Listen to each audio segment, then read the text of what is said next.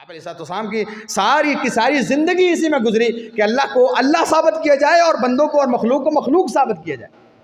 ہم نے خالق اور مخلوق کو ایک کرنے کی کوئی عہد نہیں چھوڑی. اے نبی کسی بھول یا کسی گمان میں نہ رہنا. یہ جو عطا کرتا نبوت اور رسالت اور وحی کا علم اور تیرا شرف اور مقام اور فضل ہے، یہ خالصتاً میرا عطا کیا ہوا ہے، اور میں اللہ اگر چاہوں تو تجھ سے بھی یہ لے لوں، اور جس وقت میں نے تجھے لے لیا تو میرے مقابلے میں تیری مدد کوئی نہیں کرے گا. سامعین محترم، ہماری آج کی نشست بھی اللہ کے فضل و کرم اور اس کی خاص توفیق کے ساتھ ہمارے تسلسل کی اگلی کڑی ہے. اللہ کے نبی صلی اللہ علیہ وسلم کی سیرت، آپ کی زندگی کے شب و روز اور ماہ و سال، آپ کی مکی زندگی اور پھر مدنی زندگی، اور مدنی زندگی کے پہلے 8 سال اور اب 9 سال ہو چکے اللہ کے نبی علیہ السلام کو ہجرت کر کے مدینہ میں آئے. اس ساری کی ساری زندگی میں، چاہے وہ مکے کی ہو یا مدینہ کی ہو، نبوت کے بعد والی ساری زندگی، اللہ کے نبی علیہ السلام آپ کی ایک ہی منشا، ایک ہی کوشش اور ایک ہی تگ و دو ہے، اور وہ ہے اسلام کا غلبہ. اور آپ علیہ السلام کی ساری کوششیں اسی کے گرد گھومتی. اب اللہ تعالیٰ نے آپ علیہ السلام کی ان کوششوں کو اور آپ علیہ السلام کی جتنی تگ و دو تھی، اس کا ثمرہ آپ علیہ السلام کو دکھانا شروع کیا. لوگ جوق در جوق مدینے کا سفر کرتے ہیں اور آپ علیہ السلام کے ساتھ یا تو جزیہ دینے پر معاہدہ کر لیتے ہیں، یا آپ علیہ السلام کے ساتھ اسلام اور ایمان کا عہد و پیمان کرنے کے بعد واپس لوٹ جاتے ہیں. اور کہ ان کے اندر اکثریت تعداد ان لوگوں کی ہے جو کسی وجہ سے اسلام قبول نہیں کر رہے تھے، اور جس دن یہ اسلام کا غلبہ اہل مکہ سے ہوتے ہوئے تبوک تک کے سفر تک، جب رومیوں کو اس بات کا ادراک ہو گیا کہ اب اللہ کے نبی علیہ السلام کو ہم شکست نہیں دے سکتے یا صحابہ کا ہم مقابلہ نہیں کر سکتے، کئی ایسے کمزور قبائل کے لیے یہ طاقت کا سامان بنا کہ ہم اسلام قبول کر لیں. ابھی ہمارا کچھ نہیں بگاڑ سکتے، اور اگر ہماری طرف یہ میلی آنکھ اٹھا کے دیکھیں گے تو صحابہ کرام ہمارے دفاع کے لیے اور اللہ کے نبی علیہ السلام ہمارے دفاع کے لیے کھڑے ہو جائیں گے. لہٰذا اسلام کو طاقت ملنے اور قوت ملنے کے بعد ان لوگوں کا اسلام لانا وہ مزید آسان ہو گیا. لہٰذا جوق در جوق لوگ اللہ کے نبی علیہ السلام کے ساتھ ملاقات کے لیے تشریف لا رہے ہیں. اسی لیے اکثر سیرت نگاروں نے اس 9 ہجری کو عام الوفود کا نام دیا ہے. اس کے اندر مختلف وفدوں کا تعلق جو ہے وہ عرب قبائل کے ساتھ تھا، اور بعض قبائل ایسے بھی تھے جو عرب سے باہر کے تھے. لہٰذا کئی ایک کا تعلق، کئی ایک کا ذکر ہم کر چکے ہیں، اور کئی ایک ایسے ہیں جن کا انشاءاللہ آنے والے وقت میں ذکر بھی کیا جائے گا. ان وفود کے اندر اللہ کے نبی علیہ السلام کے ساتھ کئی ایسے لوگ بھی ملاقات کرتے ہیں، جیسے میں نے پچھلی نشست میں ذکر کیا تھا کہ آپ علیہ السلام کے ساتھ عبداللہ بن طارق کی ملاقات ہوتی ہے، اور یہ آپ علیہ السلام کو مکے سے جانتا ہے. اور جب یہ مدینہ میں تشریف لاتے ہیں اور آپ علیہ السلام کے اخلاق سے اور آپ علیہ السلام کے تعامل سے یہ اتنے مانوس اور اتنے متاثر ہوتے ہیں کہ یہ آپ پر اسلام لے آتے ہیں، اور آپ علیہ السلام کے بارے میں یہ اپنے ذوالمجاز نام بازار کا ذکر بھی کرتے ہیں کہ جب آپ علیہ السلام اسلام کی دعوت دے رہے تھے اور آپ کے پیچھے پیچھے ابو لہب آپ علیہ السلام کی تردید کر رہا تھا. انہی وفود کے سلسلے میں ایک وفد آپ علیہ السلام کے ساتھ بنو طے کا ملاقات کرتا ہے. بنو طے ایک قبیلہ تھا. آپ علیہ السلام کے پاس اس قبیلے کا ایک فرد اور ایک سردار آدمی آتا ہے، اور اس کا نام زید الخیل ہے. اللہ کے نبی علیہ السلام کے ساتھ اس کی ملاقات ہوتی ہے، اور یہ آپ علیہ السلام کی باتوں سے متاثر ہونے کے بعد اور آپ کے اخلاق سے متاثر ہونے کے بعد اسلام کو قبول کر لیتا ہے، اور یہ واپس اپنے قبیلے کے اندر ایک دائی بن کے جاتا ہے. لیکن زید الخیل کا جو اعزاز ہے وہ قابل ذکر ہے. زید الخیل کے بارے میں اللہ کے نبی علیہ السلام سب سے پہلی بات تو یہ کہتے ہیں کہ الخیل نہیں، آپ الخیر ہیں. زید الخیر ہے آج کے بعد آپ کا نام. اور دوسری بات جو اللہ کے نبی علیہ السلام نے زید کے بارے میں کی تھی وہ یہ تھی کہ میں نے اس سے پہلے جتنے بھی لوگوں کی میرے ساتھ ملاقات ہوئی اور لوگوں نے مجھے بتایا کہ حضرت یہ فلاں قبیلے سے تعلق رکھتا ہے، اس کا یہ معاملہ ہے، اس کی یہ صفات ہیں، اس کے مواصفات یہ ہیں، اس کی خوبیاں یہ ہیں، اس کی سرداری اس طرح کی ہے، اس کا بولنے کا ڈھنگ اس طرح کا ہے، اس کے پاس پیسہ اس طرح کا. تو مجھے جتنی بھی اس کی خوبیاں بتائی گئیں میں نے آج تک کسی انسان کو جتنی مجھے بتائی گئی تھی اتنی نہیں دیکھی. لیکن زید الخیر ایسا انسان ہے جتنی مجھے بتائی گئی تھی اس سے کہیں زیادہ خوبصورت انسان. یہ ٹائٹل اللہ کے نبی صلی اللہ علیہ وسلم نے زید کو دیا کہ جتنا مجھے آپ کے بارے میں بتایا گیا تھا نا، زید کتنی ایسی خوبیاں ہیں جو تیرے اندر موجود ہیں لیکن مجھے بتائی نہیں گئی. یعنی جتنا بتایا گا سو اس سے زیادہ خوبصورت انسان ہے. اور یہ ٹائٹل دینے والا کون ہے؟ اللہ کے نبی علیہ السلام.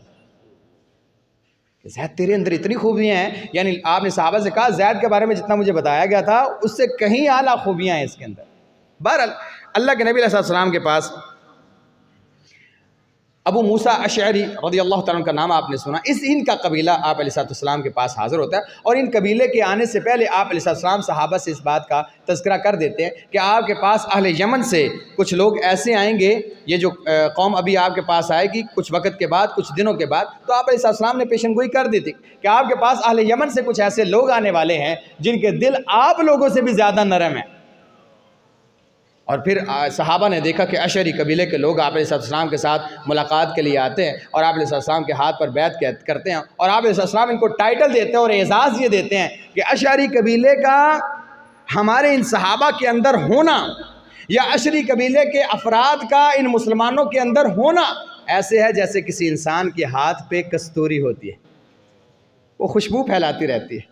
تو تم لوگوں کا میرے صحابہ کے اندر ہونا یا تم لوگوں کا مسلمان ہونا یہ اسلام کے اندر ایسے ہے کہ جیسے ہتھیلی میں کستوری ہے، لہٰذا تمہاری خوشبو ہی بہت پیاری ہے. یہ آپ علیہ السلام کا ایک انداز تھا ان کے ساتھ محبت کا، جس کے ذکر کے بعد وہ لوگ مزید خوش ہوتے. انہی وفدوں کے تحت اور اسی سلسلے کے اندر بنو محارب کے کچھ لوگ آپ علیہ السلام کے ساتھ ملاقات کرتے ہیں، اور اسلام لانے کا معاملہ تو اپنی جگہ پر ہے. یہاں پہ جو قابل ذکر بات ہے اس کے اندر ایک بندہ آپ علیہ السلام کے سامنے آتا ہے اور اس کا نام ہے سوا بن حارث. یہ اپنے بیٹے خزیمہ کے ساتھ آتا ہے، اور جب سے یہ وفد بیٹھا ہوا ہے اللہ کے نبی علیہ السلام اس کو دیکھ رہے ہیں اور ایسے دیکھ رہے ہیں جیسے آپ پہچاننے کی کوشش کر رہے ہیں کہ یہ کون بندہ ہے. اور سوا کہتے ہیں کہ اللہ کے نبی صلی اللہ علیہ وسلم آپ پورے وفد میں مجھے ایسے ٹٹول رہے ہیں جیسے میں اس بندے کو جانتا ہوں لیکن مجھے یاد نہیں آ رہا یہ کہاں مجھے ملا تھا. کہتے کافی دیر کے بعد میں نے خود ہی آپ علیہ السلام سے اس بات کا ذکر کیا، حضرت صاحب لگتا ہے آپ مجھے پہچاننا چاہ رہے ہیں. کہا ہاں میں آپ کو پہچاننے کی کوشش تو کر رہا ہوں، لیکن کہا حضرت صاحب سوا بن حارث، شاید نام سے آپ نہ جانتے ہوں لیکن جس وجہ سے شاید آپ پہچان جائیں اور آپ کو بات یاد آ جائے وہ یہ ہے کہ مکے کے اندر فلاں بازار کے اندر جب آپ نے اسلام کی دعوت دی تھی میں نے آگے سے بڑی بدتمیزی کی تھی، اور وہ بدتمیزی کے کلمات اور وہ میرا رویہ اور وہ میرا انداز شاید آپ اسی وجہ سے پہچاننے کی کوشش کر رہے ہیں کہ اس بندے نے کسی نہ کسی جگہ تو مجھے تکلیف دی ہوئی ہے. پہچاننے کا آپ علیہ السلام کو شکلیں تو یاد تھیں کہ کس کا رویہ میرے ساتھ کس طرح کا ہے، وہ چاہے مکے کی زندگی ہو مدینے کی زندگی ہو، اسلام سے پہلے آپ علیہ السلام نے کتنے لوگوں کے احسانوں کا ذکر کیا، اسلام کے بعد نبوت کے اعلان کے بعد آپ نے ذکر کیا، ان کے مر جانے کے بعد بھی آپ نے کتنے لوگوں کا تذکرہ کیا کہ فلاں بندے نے میرے ساتھ فلاں وقت کے اندر یہ معاملہ کیا تھا. تو آپ نے ان کے احسان تو یاد رکھے، چہرہ شناسی تو آپ علیہ السلام کی ہے تھی. اور اسی طرح جن لوگوں نے آپ علیہ السلام کو تکالیف دی تھی آپ کو چہرے تو یاد تھے، ان کی وہ تلخیاں بھی یاد تھی. وہ تو جگرا آپ کا علیہ السلام کا اتنا بڑا تھا کہ آپ نے ان کو یاد رہتے ہوئے بھی ان لوگوں کو معاف کر دیا، وہ تو ایک الگ معاملہ ہے. لیکن آپ علیہ السلام کو اس کا چہرہ پہچاننا اور پھر اس بات کو یاد کرنا، کبھی کہتے ہیں یا رسول اللہ وہ لہجہ وہ اب آپ کے سامنے حاضر ہوں تو آپ میرے لیے دعا کریں کہ اللہ مجھے معاف فرما دے. تو اللہ کے نبی علیہ السلام فرماتے ہیں الاسلام یہدی ما کان قبلہ، اسلام اپنے سے پہلے سارے گناہوں کو ختم کر دیتا ہے. جو کچھ کیا تھا وہ اسلام سے پہلے تھا، اللہ تعالیٰ نے اسلام لانے کی برکت سے سارے گناہ معاف کر دیے. پھر آپ علیہ السلام نے صرف اس کی دلجوئی کرنے کے لیے ان کے ساتھ تھا ان کا بیٹا خزیمہ، آپ علیہ السلام نے اپنا مبارک ہاتھ اس کے چہرے پر پھیرا، پھر اس کے سینے پر پھیرا، تاکہ اس کے دل میں مزید میرے لیے کوئی بات نہ رہ جائے. وہ شرف، وہ تکریم، وہ عزت اور اس کے دل کی تسلی اور حوصلہ جوئی کے لیے آپ علیہ السلام نے اپنا ہاتھ مبارک اس کے چہرے پر، اس کے بیٹے کے چہرے پر پھیرا اور اس کے لیے دعا کی. اور یہ بہت بڑی بات ہے کہ اللہ کے نبی صلی اللہ علیہ وسلم ان کے لیے دعا کی. اس کے بعد آپ علیہ السلام کے پاس بنو کندا کے قبیلے کے کچھ لوگ آئے، تقریباً 60 سے 80 کے قریب یہ افراد تھے. یہ آپ علیہ السلام کے پاس جب حاضر ہوتے ہیں آپ کے ساتھ بات چیت کرتے ہیں اور یہ آ کے آپ کو سلام کرتے ہیں جس طرح بادشاہوں کو یہ سلام کرتے تھے اپنے الفاظ میں. تو اللہ کے نبی علیہ السلام نے کہا کہ میں بادشاہ نہیں، محمد بن عبداللہ ہوں، اللہ کا رسول ہوں، لہٰذا تو یہ بادشاہوں والے معاملات میرے ساتھ نہ کرو. انہوں نے آتے سب سے پہلے آپ علیہ السلام کے ساتھ جو بات چیت ہوئی اس بات چیت میں آپ علیہ السلام نے سے ایک بات کی. انہوں نے کہا حضرت ہم آپ کو کیسے پہچانیں کہ آپ نبی ہیں، ہم نے ایک امتحان لینا ہے آپ علیہ السلام کو. تو آپ اس امتحان میں پاس ہو جاتے ہیں تو ہم آپ پر ایمان لے آئیں گے۔ ہم جب وہاں سے نکلے تھے تو ہم نے اپنے سامان کے اندر کوئی چیز چھپا کے رکھی تھی، اور وہ بعض مورخین کہتے ہیں کہ انہوں نے اپنی ہانڈیوں کے اندر ٹڈی کتنی سی ہوتی ہے، چھوٹی سی، اس ٹڈی کی آنکھ چھپائی ہوئی تھی کہ بھلا بتا سکتے ہیں کہ نہیں؟ تو آپ ہمیں وہ بتائیں کہ ہم نے آپ کے لیے کیا چھپا کے رکھا ہے، تو پھر ہم آپ پر ایمان لے آئیں گے۔ تو اللہ کے نبی علیہ السلام نے فرمایا تم تو ایسے پوچھ رہے ہو جیسے نجومیوں سے سوال کرتے ہیں۔ میں نجومی تھوڑی ہوں جو پوچھو گے بتا دوں گا، یا میں کوئی دعویٰ تھوڑی نہ کر رہا ہوں علم غیب کا، یا میں کوئی ستاروں کا علم، یا تم اس طرح سوال کر رہے ہو مجھ سے۔ ابھی رسول اللہ ہم آپ پر کیسے ایمان لے کے آئیں، ہم کیسے مانیں کہ آپ نبی ہیں؟ تو آپ علیہ السلام نے نیچے سے کنکر اٹھائے اور ہاتھ میں کہا اگر یہ کنکر بولیں پھر مان جاؤ گے؟ صحابہ کہتے ہیں اللہ کے نبی علیہ السلام کے مٹھی کے اندر کنکروں نے تسبیح پڑھنا شروع کی، سبحان اللہ سبحان اللہ، اور انہوں نے وہ تسبیح سنی اور وہ سارے مسلمان ہو۔ یہاں سے عقیدے کی یہ اصلاح کرنی چاہیے کہ اللہ کے نبی علیہ السلام کے ساتھ علم غیب کا معاملہ کرنا اور ان کی ان صفات کا تذکرہ کرنا یا ان کے ساتھ ان صفات کو جوڑنا جس کا تعلق خالصتاً اللہ کے ساتھ ہے، یہ ان کی فضیلت نہیں ہے، اس کا تعلق توحید کے ساتھ ہے۔ اور بعض دفعہ اللہ کے نبی علیہ السلام کی بعثت کا مقصد آپ خاک میں ملا دیتے ہیں جب اللہ تعالیٰ کی صفات کو آپ اللہ کے نبی کے ساتھ جوڑنے کی کوشش کرتے ہیں۔ آپ علیہ السلام کی ساری زندگی اسی میں گزری کہ اللہ کو اللہ ثابت کیا جائے اور بندوں کو اور مخلوق کو مخلوق ثابت کیا جائے، لیکن ہم نے خالق اور مخلوق کو ایک کرنے کی کوئی عادت نہیں چھوڑی، اس کو فضیلت کا درجہ دیا ہوگا۔ اس کے بعد اللہ کے نبی علیہ السلام نے ان کے سامنے انہوں نے کہا ہمیں کچھ قرآن سنائیں جو آپ پر نازل ہوتا ہے۔ تو آپ علیہ السلام نے صافات کی چند ایک آیات پڑھی، والصافات صفا والزاجرات زجرا، ایسے کر کے کہ ان صف باندھے ہوئے فرشتوں کی قسم اللہ تعالیٰ اٹھاتے ہیں، اور وہ جو ڈانٹتے ہوئے بادلوں کو ادھر، تو آپ علیہ السلام نے چند آیتیں پڑھی۔ صحابہ کہتے ہیں اس کے بعد آپ علیہ السلام خاموش ہو گئے، اور ہم نے دیکھا کہ آپ علیہ السلام کی آنکھوں سے آنسو جاری۔ وہ لوگ پوچھتے ہیں یا رسول اللہ آپ کس چیز سے رو پڑے ہیں؟ لگتا ہے اللہ کے خوف سے۔ تو اللہ کے نبی فرماتے ہیں مجھے اللہ کے خوف نے رلا دیا۔ اچھا وہ خوف کس بات کا تھا؟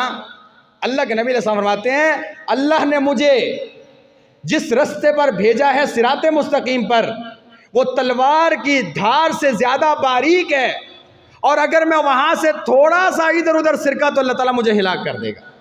کتنی بڑی صفت آ رہی ہے، ہلکی سی مسٹیک کوئی نہیں اور اللہ مجھے ہلاک کر دے گا۔ اور ساتھ آپ صلی اللہ علیہ وسلم نے یہ آیات پڑھی وَلَئِن شِئْنَا لَنَذْهَبَنَّ بِالَّذِي أَوْحَيْنَا إِلَيْكَ ثُمَّ لَا تَجِدْ لَكَ بِهِ عَلَيْنَا وَكِيلًا۔ اے نبی کسی بھول یا کسی گمان میں نہ رہنا، یہ جو عطا کرتا نبوت اور رسالت اور وحی کا علم اور تیرا شرف اور مقام اور فضل ہے، یہ خالصتاً میرا عطا کیا ہوا ہے، اور میں اللہ اگر چاہوں تو تجھ سے بھی یہ لے لوں، اور جس وقت میں نے تجھے لے لیا تو میرے مقابلے میں تیری مدد کوئی نہیں کرے گا۔ یہ کس سے کہہ رہے ہیں؟ اپنے نبی۔ کس وجہ سے؟ تاکہ لوگوں کو پتا چلے وہ خالق ہے۔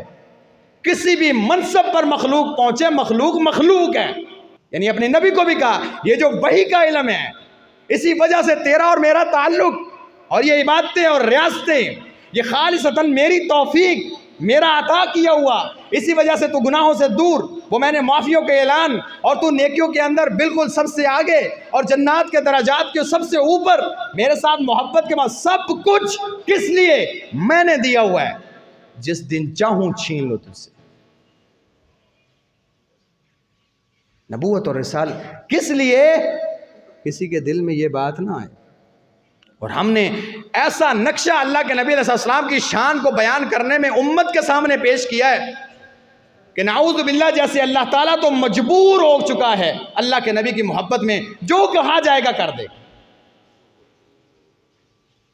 اللہ تعالیٰ نے کتنی جگہوں پر فرمایا، سنیا نے اللہ تعالیٰ نے فرمایا نا اگر لو تقول علینا بعض الاقاویل، اگر تو اس قرآن کو چھوڑ پہ کسی ایک کام کو میٹھا کر کے تھوڑا آرام سے، تھوڑا کوئی اور حق سے ہٹ کے ان کی بات کو مانتے ہوئے تھوڑا سا تبدیل کر کے اس بیان کو بیان کرتا، اے محمد صلی اللہ علیہ وسلم اللہ کی قسم میں تجھے دائیں ہاتھ سے پکڑتا، تیری شارک کاٹ دیتا۔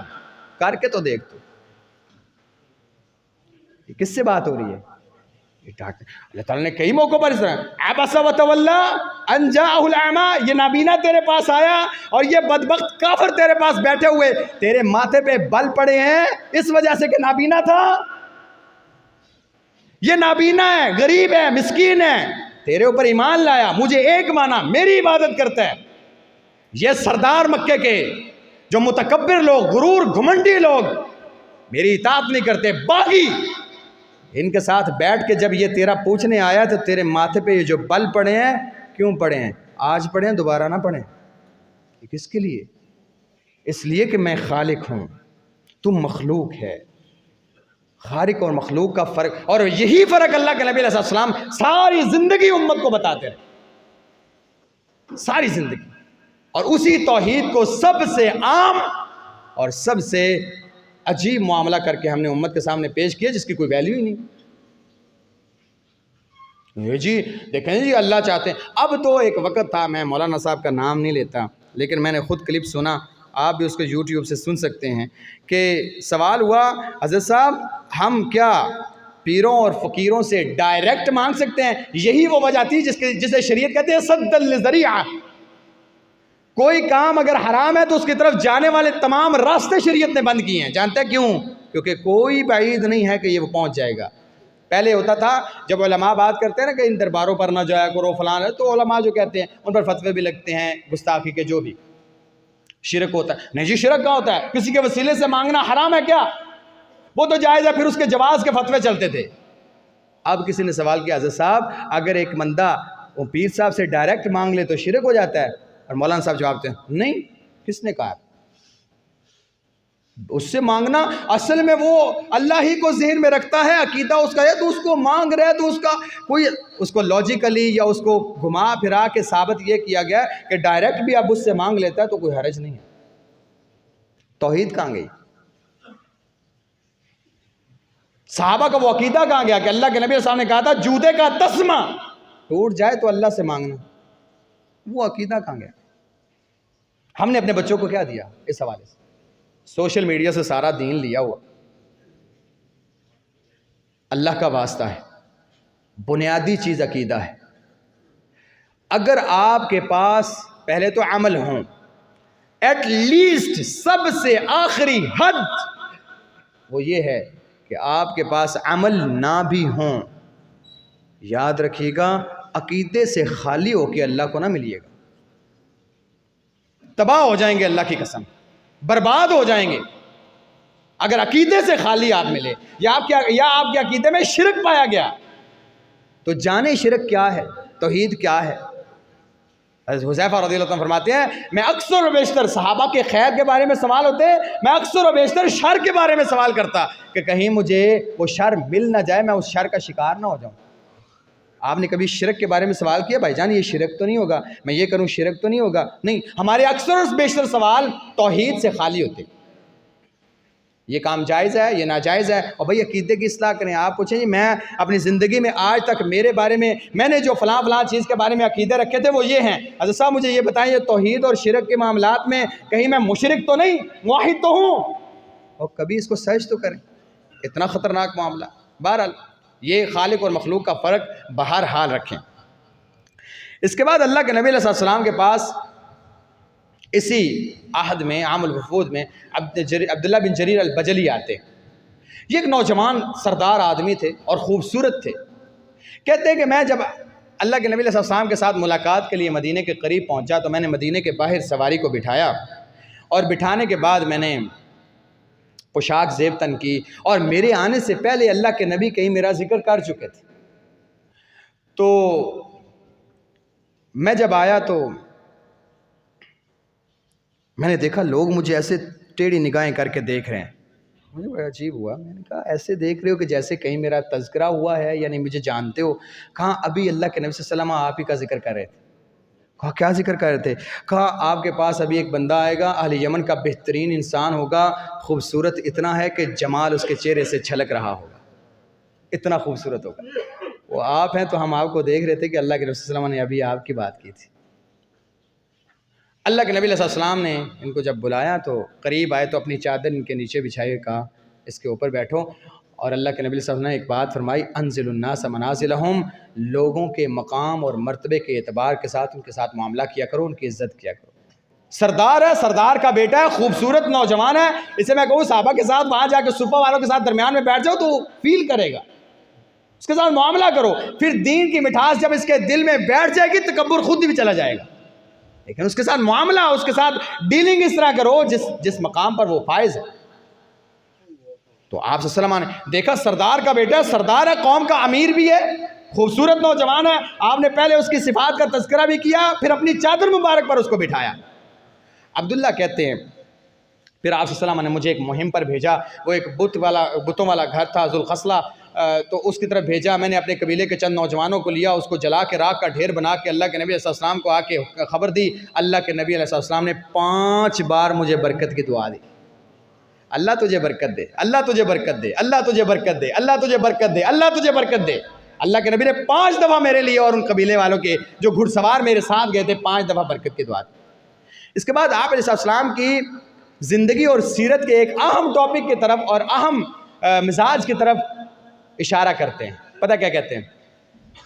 کہتے ہیں اس کے بعد میں جتنی مرتبہ یا جتنی دیر اللہ کے نبی علیہ السلام کے پاس رہا نا، اللہ کے نبی علیہ السلام کے مجلس میں بیٹھا ہوتا، آپ جب بھی مجھے دیکھتے مسکرا دیتے۔ آپ نے جب بھی مجھے دیکھا ایسے بات کر رہے ہیں، جیسے میری طرف نگاہ پڑی آپ مسکرا دیتے۔ یعنی آپ امیجن کریں، آپ اسے محسوس کریں، آپ فکر کی دنیا میں جائیں ذرا کہ ایک صحابی اپنے لیے اس بات کو بیان کر رہا ہے کہ اللہ کے نبی علیہ السلام جب بھی مجھے دیکھتے مسکرا دیتے۔ پھر اسے دیکھ کے اللہ کے نبی علیہ السلام کا مسکرانا، سبحان اللہ، اور یہ آپ علیہ السلام کے مزاج کا حصہ تھا۔ جابر بن عبداللہ کہتے ہیں میں نے آپ علیہ السلام کو جب بھی دیکھا مسکراتے ہوئے دیکھا، سبحان اللہ، سبحان اللہ۔ یعنی باوجود اس کے اتنی آزمائشیں، اتنے فتنے جن کے آپ نے مقابلے کیے، اور اتنے دشمن، اتنی جنگیں، اتنے غزوات، اتنی بڑی مہمات، نبوت اور رسالت کی ذمہ داریاں، بیویاں، بچے اور ڈھیر سارے مشکل، اس کے باوجود جب بھی دیکھا مسکراتے ہوئے دیکھا۔ کیوں؟ آپ اللہ کی تقدیر پر راضی تھے، خوش تھے، مسکراتے ہوئے دیکھا۔ اور پھر یہ خوشی اور مزاج میں آپ علیہ السلام کے مزاج میں اور طبیعت کا حصہ تھی۔ کئی ایسی چیزیں ہوتی ہیں جو شاید بعض دفعہ جمعے میں یا دروس کا حصہ نہیں ہوتی، اس لیے میں کئی چیزوں کو باقاعدہ پوائنٹ کرتا ہوں۔ اور یہاں پہ ایک بات آتی ہے، اصل میں مجھے احباب ذکر کر رہے تھے سونے کا معاملہ، جمعے کے اندر خطبے کے اندر نیند آ جاتی ہے، لیکن میں سمجھتا ہوں کوشش کیا کریں کہ یہ وقت انتہائی قیمتی ہوتا ہے، اور جہاں یہ قیمتی ہے وہاں پہ بڑا کم آتا ہے، یعنی ہفتے بعد آپ کو موقع ملتا ہے، روز روز کا تو معاملہ بھی نہیں ہے، لہٰذا تھوڑا سا جاگ کے بیٹھا کیجیے۔ تو یہ جو مزاج میں خوش طبعی تھی، آپ نے کبھی محسوس کیا؟ ہمارے ہاں نا اللہ ماشاء اللہ علماء میں یہ بڑا پایا جاتا ہے، سمیت میرے علماء میں یہ بہت زیادہ پایا جاتا ہے کہ جہاں جتنا بڑا مولوی صاحب ہوں گے اتنے خوشک طبیعت کے ہوں گے، اتنی خوشک طبیعت ہوگی۔ غریب کے ساتھ کھانا پسند نہیں کریں گے، کوئی دعوت دے کے بیٹھنا پسند نہیں کریں گے۔ اگر آپ ان کے پاس بیٹھے تو آپ کیا محسوس کرتے ہیں؟ جی کوئی کام کی بات کر لیں جی، کوئی آپ یہ کریں جی، آپ کیا اذکار کر لیں جی، آپ، یعنی ان کی مزاج میں عجیب سی خشکی پائی جاتی ہے۔ آپ کیا محسوس کرتے ہیں؟ کیا اللہ کے نبی علیہ السلام کی مزاج میں خشکی تھی؟ حاشا وکلا، حاشا وکلا۔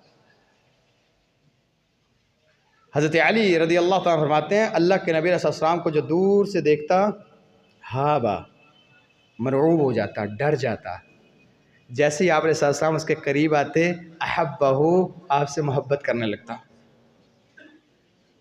ایسی شخصیت تھی، آپ کے ساتھ تھوڑی دیر بیٹھتا آپ سے مانوس ہی ہو جاتا۔ کیوں؟ خشکی نہیں تھی طبیعت۔ اور اس کے چند مثالیں میں آپ کو دیتا ہوں۔ انس بن مالک رضی اللہ تعالیٰ بیان فرماتے ہیں کہ آپ علیہ السلام سے ایک بندے نے اونٹ مانگا، اونٹ، مجھے اسلحہ چاہیے بیت المال سے، مجھے بھی کو دے دیں۔ تو اللہ کے نبی صلی اللہ علیہ وسلم نے کہا چلیں کوئی آتا ہے تو میں آپ کو بتاتا ہوں۔ کچھ دنوں بعد وہ آیا، رسول اللہ آپ نے مجھے ساتھ وعدہ کیا تھا کہ اونٹ دینے کا، تو آپ نے اس کو کہا جو بیت المال کا معاملہ کرتا تھا، اسے کہا بھئی اسے کوئی نا اونٹنی کا بچہ دے دو۔ رسول اللہ اونٹنی کے بچے کو میں کیا کروں گا، مجھے بار برداری کے لیے چاہیے، اونٹ چاہیے، سواری کرنی ہوتا ہے، سامان۔ کہتے بھئی کوئی اونٹ ایسا بھی ہے جو اونٹنی کا بچہ نہ ہو؟ سبحان اللہ. بھائی ہر اونٹ اونٹنی کا بچہ ہوتا ہے, تو میں نے یہی کہا ہے اونٹنی کا بچہ دے دو. انس کہتے ہیں اللہ کے رسول صلی اللہ علیہ وسلم بعض دفعہ مجھے بلاتے, یا ذل اذنین, اوے کنا لیا پورا, کیونکہ ہر بندے کے دو کان ہوتے ہیں, اس میں جھوٹ بھی نہیں ہے, وہ دو کانوں والے, آپ کے دو کان ہی تھے. انس کہتے ہیں اللہ کے نبی علیہ السلام نے مجھے ایک دفعہ کام بھیجا, میں چونکہ بچہ تھا گھر سے نکلا تو بچے کھیل رہے تھے, میں کھیلنے لگ گیا, کام مجھے بھول گیا. کافی دیر کے بعد کسی نے میرے آنکھوں پہ ہاتھ رکھا, جیسے ہی ہاتھ رکھا مجھے کام یاد آ گیا اور ساتھ پتہ چل گیا کہ یہ اللہ کے نبی ہیں. میں نے نیچے سے چھڑایا اور بھاگ گیا, کیونکہ کام مجھے یاد آ گیا. میں پیچھے دیکھا اللہ کے نبی مجھے دیکھ کے مسکرا رہے ہیں. سبحان اللہ, بچوں کے ساتھ یہ معاملہ. اور کر کون رہا ہے, کر کون رہا ہے؟ اللہ اکبر.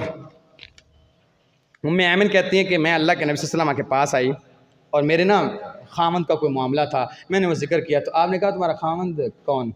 میں نے کہا فلاں, اس کا نام یہ ہے. کہا اچھا وہ جس کی آنکھوں میں سفیدی ہے؟ نہیں یا رسول اللہ, اس کی آنکھوں میں کہاں سفیدی؟ کہا نہیں اس کی آنکھوں میں سفیدی ہے, میں نے دیکھا ہے اسے. کہتے میں بھاگی گئی, خامند کی آنکھ دیکھ رہی ہوں. کہا کیا اللہ کی بندی کی ہے؟ کہتے اللہ کے نبی علیہ السلام نے فرمایا کہ تمہاری آنکھوں میں سفیدی آ گئی. کہا ہاں تو یہ درمیان میں بلیک ہے, باقی ساری سفید ہے, اس میں کیا بات, یہ دیکھو نا سفیدی ہے. کہا اچھا مجھے ابھی پتا چلا کہ اللہ کے رسول مذاق کر رہے تھے. مزاح اور مذاق میں فرق ہے, یعنی آپ جھوٹ نہ بولیں اور کسی کی حقارت نہ کریں. اور وہ بوڑھی عورت کا تو آپ نے سنا ہے کہ کوئی بھی بوڑھی جنت میں جائے گی. اللہ کے نبی صلی اللہ علیہ وسلم کے پاس ایک بندہ آیا کرتا تھا گاؤں سے, یہ آپ کو تحفہ دیا کرتا تھا, یعنی گاؤں سے سبزیاں لانا اور گاؤں کے پھل لے کے آنا اور آپ علیہ السلام کے سامنے ہدیہ دینا, اور پھر باقی جو بچ جاتا وہ مدینے کے بازار میں بیچا کرتا تھا. اللہ کے نبی علیہ السلام اس سے بڑی محبت کرتے تھے. ہمارے ہاں کوئی شہر میں شہری گھرانے میں کوئی گاؤں کا بندہ آ جائے نا تو اسے ویسے ہی وہ عجیب سا بیہیو کرتے ہیں, کیونکہ وہ پینڈو ہوتا ہے. تو بعد میں بیٹھ کے ہم باتیں کرتے رہتے ہیں, یار ان گل کرنے دی تمیز نہیں. اللہ کے نبی علیہ السلام کا اس گاؤں والے کے ساتھ بیہیو دیکھیں اور معاملہ دیکھیں, اور آپ علیہ السلام کی خوش طبعی دیکھیں جو ہمارے اندر ہونی چاہیے. لوگ ہم سے بات کرتے ہوئے ڈرتے ہیں, ہماری مجلس اختیار نہیں کرنا چاہتے اللہ کی قسم. یعنی اگر 2 3 4 بندے علماء ہوں, اگر ان کے ساتھ سفر کرنا پڑ جائے, یقین مانے ان کے ساتھ سفر کو نہیں کرنا چاہتا, کیونکہ سارا رستہ وہ خشکی والا سفر ہوگا اور وہاں پہ مزہ نہیں آئے گا بیٹھنے. اللہ کے نبی ایسے نہیں تھے. انس کہتے ہیں یہ بندہ آیا تو آپ علیہ السلام کو اس نے ہدیہ دیا, اور بعد میں یہ بازار چلا گیا, بازار میں یہ کچھ بیچ رہا تھا. اللہ کے نبی علیہ السلام چپکے سے, اب یہ بازار کا معاملہ ہے, ہمارے ہاں یہاں سے باہر نکلے نا تو کوئی رومال ٹیڑھا نہیں ہونے دیتا. مولانا صاحب ہیں بھائی, اتنی تو شرم کریں جی, بات کیسے کر رہے ہیں جی. اور بازار کا معاملہ ہے, صاحب لگا لو, بازار ہے, سارے لوگ بازار میں. اللہ کے نبی صلی اللہ علیہ وسلم چپکے سے پیچھے سے آئے, اسے پیچھے سے پکڑ لیا, سے بازو بھی پکڑ لیے اور زور سے دبا لیا. آپ علیہ السلام کا سینہ اس کی کمر کے ساتھ لگا ہوا, یہ ایسے کر کے دیکھ رہا, نظر نہیں آ رہا. اللہ کے نبی علیہ السلام فرماتے ہیں اور کسی بندے نے کوئی غلام خریدنا ہے تو میں یہ غلام بیچنا چاہتا ہوں, یعنی یہ غلام میں بیچنا چاہتا ہوں, کسی لینا ہے. ابھی کمزور سا بندہ تھا, آپ کر نہیں سکا, اور آپ مسکرا رہے ہیں, میرے غلام بیچنا چاہتا ہوں, یہ بندہ کوئی خرید دو, پیسے دے جاؤ, اس کو لے جاؤ. تو اس نے تھوڑی سی آنکھیں پیچھے کی, اسے پتہ چل گیا اللہ کے نبی ہیں. انس کہتے ہیں جیسے ہی اس کو پتہ چلا نہیں اللہ کے نبی ہیں, یہ اپنی کمر کو اللہ کے نبی کے سینے کے ساتھ رگڑنے لگا برکت کے لیے. پتہ چل گیا کہ اللہ کے نبی. سبحان اللہ. کہتے ہیں اللہ کے نبی صلی اللہ علیہ وسلم اگر بیچنا ہی ہے تو میرا کسے ٹکا نہیں دینا. حضرت میری کی قیمت ہے, میں نے بیچنا جیتے میرا کی لبنا ہے. اچھا اب ساتھ یہ نہیں کہہ رہا ہے رسول اللہ چھوڑے, نہ برکت کے لیے. انس کہتے ہیں ملے جا رہا ہے, اللہ کے نبی میرا کسے کی دینا جی, میں بالکل مسکین جا بندہ میرا, اور آپ مسکرا رہے ہیں. اللہ کے نبی اس کو جواب دے رہے ہیں, نہ تیرا ٹکا مول نہیں, اللہ کے ہاں تو بہت قیمتی انسان ہے. نہ ایسے نہ کہہ کہ تیری قیمت نہیں. دیکھیں نا آپ علیہ السلام کے مزاج میں کتنی خوبصورتی. یعنی لوگ آپ سے ہیبت اس لیے نہیں کہتے تھے کہ آپ کے مزاج میں خشکی ہے, بات کریں گے ڈانٹ دیں گے, نہ آپ سے. اور مزاح کسے کہتے ہیں کہ آپ کوئی بات کرتے ہیں آگے سے اسی طرح کا رپلائی آتا ہے, خوش طبعی والا. آپ خوش طبعی کرتے ہیں, اگلا مسکرا کے جواب اس کو. تو یہ اللہ کے نبی صلی اللہ علیہ وسلم کی طبیعت کا حصہ تھا. اس کے بعد آپ علیہ السلام کو اسی دور میں تمیم داری ملاقات کرتے ہیں، اور تمیم داری جب آتے ہیں تو آپ علیہ السلام کے ساتھ یہ معاملہ شیئر کرتے ہیں کہ یا رسول اللہ میں ایسے ایک جزیرے کے پاس سے ہو کے آ رہا ہوں جہاں پہ دجال سے میری ملاقات ہوئی ہے۔ آپ علیہ السلام صحابہ کو جمع کرتے ہیں اور اس قصے کو کہتے ہیں کہ ان سب کو سناؤ۔ یہ قصہ کیا تھا، یہ انشاءاللہ ہم اگلی نشست میں ذکر کریں گے۔ اقول قولی ھذا واستغفر لي ولكم ولسائر المسلمين من كل ذنب فاستغفروه انه هو الغفور الرحيم۔ ان الحمد لله نحمده ونستعينه ونستغفره ونؤمن به ونتوكل عليه، اما بعد فاعوذ بالله من الشيطان الرجيم، بسم الله الرحمن الرحيم، وذكر فإن الذكرى تنفع المؤمنين، سبحان ربك رب العزة عما يصفون وسلام على المرسلين والحمد لله رب العالمين۔ اب میں بعض دفعہ کئی ایک باتیں اگر موقع آئے تو کر دیتا ہوں، یا اب قرآن کی تعلیمات کے لیے مجھے نہیں لگتا کہ ایک مسلمان کو یہ بات بتانی پڑے گی کہ یہ کتنی اہمیت کی حامل، لیکن جب ہم اوورآل اس کا ویو کرتے ہیں تو ہمیں پتہ چلتا ہے کہ بہت زیادہ ضرورت ہے۔ یعنی ہم اگر دیکھتے ہیں تو آپ کے اس مسجد کے حال کے اندر کتنے ایسے لوگ ہیں جنہوں نے قرآن کو ترجمے کے ساتھ پڑھا ہوا ہے یا وہ قرآن کے تمام احکامات سے واقف ہیں؟ اب بڑے خال ہوں گے اللہ ماشاء اللہ۔ یہ کوئی بڑی بات نہیں ہے کہ نہیں ہم ان لوگوں میں شامل نہیں ہیں کہ ہم نے قرآن پڑھا ہوا ہے، یہ کوئی مسئلے والی بات نہیں۔ مسئلے والی بات یہ ہے کہ 1000 دفعہ کہا جائے وہ لوگ تیار بھی نہیں ہوتے، وہ چاہتے بھی نہیں کہ ہم سیکھ لیں۔ ایک کمی رہ گئی لیکن وہ اس کمی کے ساتھ ہی جینا چاہتے ہیں، اور وہ کمی چھوٹی کمی بھی نہیں ہے، لہٰذا آنے والی نسل کو یہ ضرور سکھائیں۔ باقی 2 سوالات ہیں چھوٹے سے۔ ایک یہ ہے کہ کبوتر پالنا، کبوتروں کے بارے میں ایک بھائی نے سوال کیا میرے ساتھ۔ دیکھیں بھائی، کبوتر پالنے اور کبوتر بازی کے اندر فرق ہے۔ اللہ کے نبی علیہ السلام نے ایک بندے کو دیکھا کہ وہ کبوتر کے پیچھے لگا ہوا، اوپر منہ اٹھایا ہوا اور بھاگ رہا ہے، تو آپ علیہ السلام نے فرمایا شیطان کے پیچھے بھاگ رہا ہے۔ یعنی اللہ کے نبی علیہ السلام نے فرمایا من حسن اسلام المرء ترکہ ما لا یعنی، ایک اچھا مسلمان ان لا یعنی باتوں سے دور رہتا ہے۔ یہ دیکھو نہ نماز کی ہو، آپ کبوتر بازوں کا دیکھ لیں، نہ نماز کی ہوش ہوتی ہے، اور پھر اس کے اوپر اگر شرط لگا لیں اس کے، یہ معاملات اور زیادہ ہیں۔ تو فی نفسی ہی کبوتروں کا پالنا تو جانور پالے جاتے ہیں، اس میں کوئی حرج نہیں، لیکن اسی کو اپنا ہم اور غم اور اسی کا معاملہ کرنا اور کبوتر بازی کرنا تو یہ جائز نہیں ہے۔ یہ ایک بات ہوگی۔ دوسرا، آج کل آپ سوشل میڈیا پہ سنتے ہوں گے، میں نے بڑا عرصہ پہلے سنا تھا کہ اسٹرابری جو ہے وہ جہنم کا پھل ہے، لہٰذا اسے نہیں کھانا چاہیے۔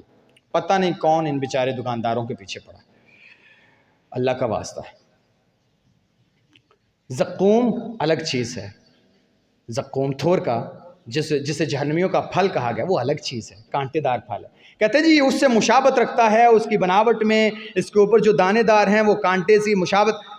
کیوں اس ایک چھوٹے سے پھل کو زقوم کے ساتھ تشبیہ دے رہے ہو؟ اس کا دور دور کے ساتھ، نہ شریعت میں، نہ نصوص میں، نہ دلائل میں، نہ لغت میں زقوم کے ساتھ اس کا دور دور کا کوئی تعلق نہیں۔ اللہ کے نبی علیہ السلام نے ارشاد فرمایا زقوم کے پانی کا ایک قطرہ اگر زمین پر گرا دیا جائے تو زمین سے سارا سبزہ ختم ہو جائے، اتنا کڑوا ہے۔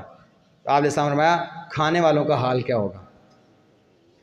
اللہ ہم سب کو محفوظ کرے۔ تو اس کا دور دور سے کوئی تعلق نہیں ہے، یہ ایک پھل ہے، جائز ہے، حلال ہے، اسے آپ کھا سکتے ہیں۔ اللہ تعالیٰ ہم سب کے گناہوں کو معاف فرما، ہم سب کے نیک اعمال قبول فرما۔ ربنا تقبل منا انک انت السمیع العلیم وتب علینا انک انت التواب الرحیم، وصلی اللہ تعالی علی خیر محمد وعلی آلہ وصحبہ۔